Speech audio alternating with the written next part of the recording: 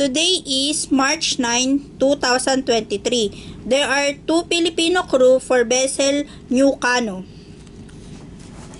Pagaduan Kenneth Cabral. Lumugdang Eric Kasidsid.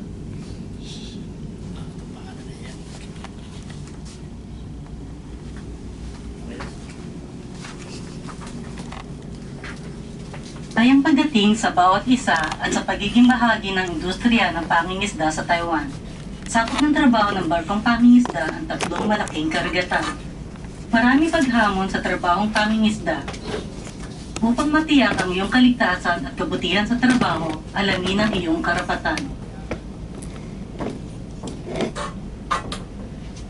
Sa pagpasya mong magtrabaho bilang mangingisda, pipirma ka ng kontrata sa amo mo sa Taiwan at pipirma ka rin ng kontrata ng serbisyo sa Taiwan broker.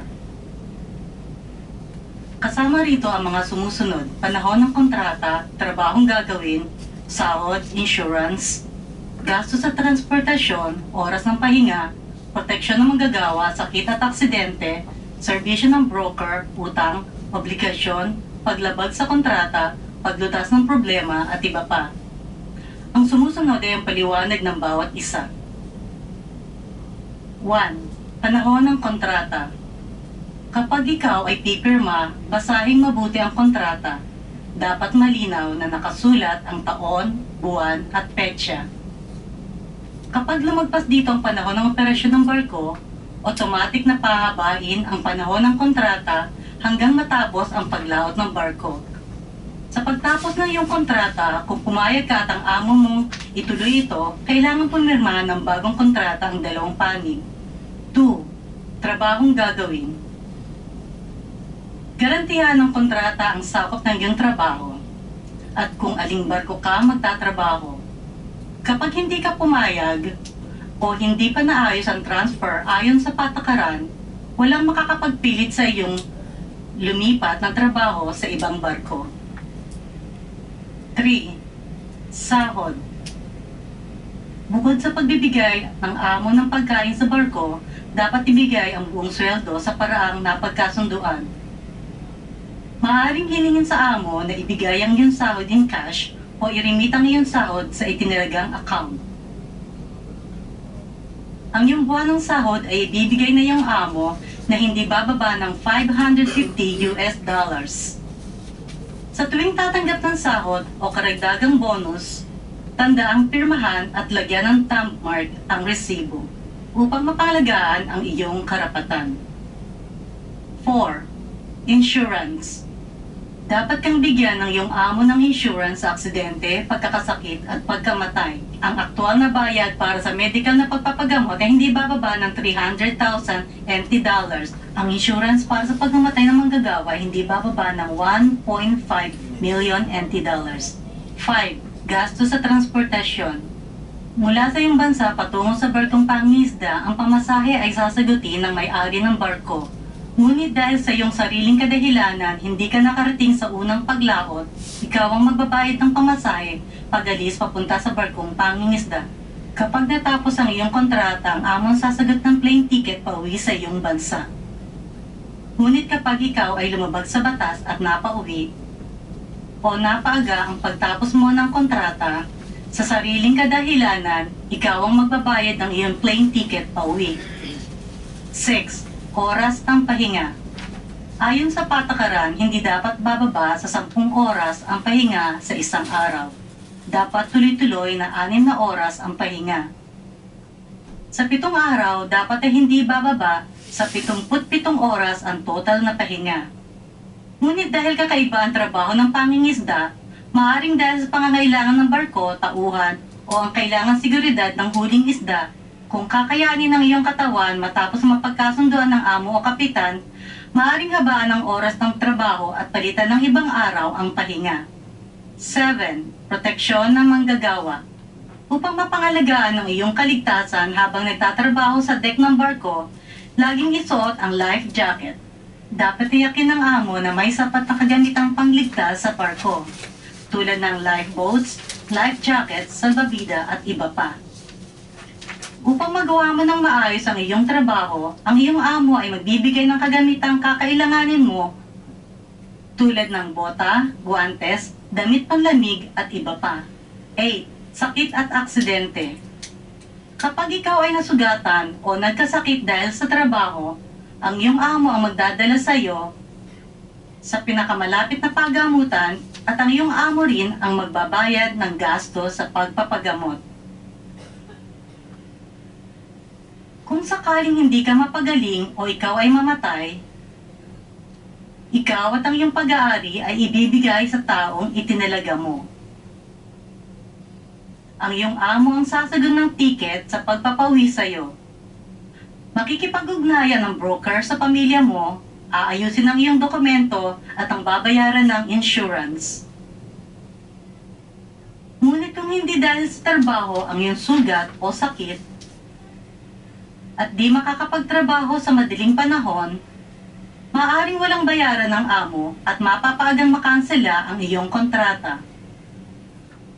9. Serbisyo ng broker. Mga serbisyo ng broker. Ayusin ang mga dokumentong kailangan sa trabaho sa barko sa Taiwan. Paghatid sa lugar ng trabaho at pagsundo kapag tapos na ang kontrata. Tulungang makipag-usap sa amo. Dapat din sabihin ng broker ang mga patakaran sa trabaho at pamumuhay sa barko. Pag-schedule sa itinaligang hospital para sa medical examination, pag-translate sa konsultasyon, at iba pa. Dapat mong tandaan ang emergency telephone number ng iyong broker para masabi mo agad ang iyong problema. Sa kontratang pinirmahan mo at ng broker, nakasulat dito ang halaga ng pagproseso ng mga dokumento, medical examination at iba pa. Hindi dapat maningil ang broker ng halagang hindi nakasulat sa kontrata. 10. Utang. Kapag kailangan mong mangutang sa amo o sa broker o humingi ng tulong na bayaran muna nila, dapat isulat sa resibo ang pangalan ng nagpautang, halaga at paraan ng pagbabayad. Kailangan na kumpirmahin mo na bago pumirma at lagyan ng thumb mark, hindi maaring lumabag ang sinuman sa napagkasunduan ng paraan ng pagbabayad at hindi dapat kaltasin sa sahod mo ang anumang multa o penalty ng walang pahintulot. 11. Kakaibang pangangailangan. Kung dahil sa relihiyon o kaugalian at may bawal o espesyal na pangangailangan, sabihin agad sa amo, sa broker o sa kapitan ng barko. 12. Pananagutan. Tuparin ang nakasaad sa kontrata at sumunod sa batas. Sumunod sa utos ng amo at kapitan ng barko. Huwag bantaan ang kasamahan at huwag makipag-away. Bawal manira ng gamit at pag-alis sa trabaho ng walang paalam. Hindi pagsama sa paglaot at iba pa. Bawal ang baril, bala at anumang klase ng armas. Upang madaling maiayos ng broker ang iyong mga dokumento, dapat magbigay ng tamang impormasyon. Kapag hindi tama ang impormasyon sa iyong mga dokumento at nagkaroon ng problema sa iyong pag-alis, sarili mo itong pananagutan. 13. Paglabag sa kontrata. Kapag nais mong mapaaga ang pagtapos ng kontrata, dapat bigyan ng abiso ang amo at broker.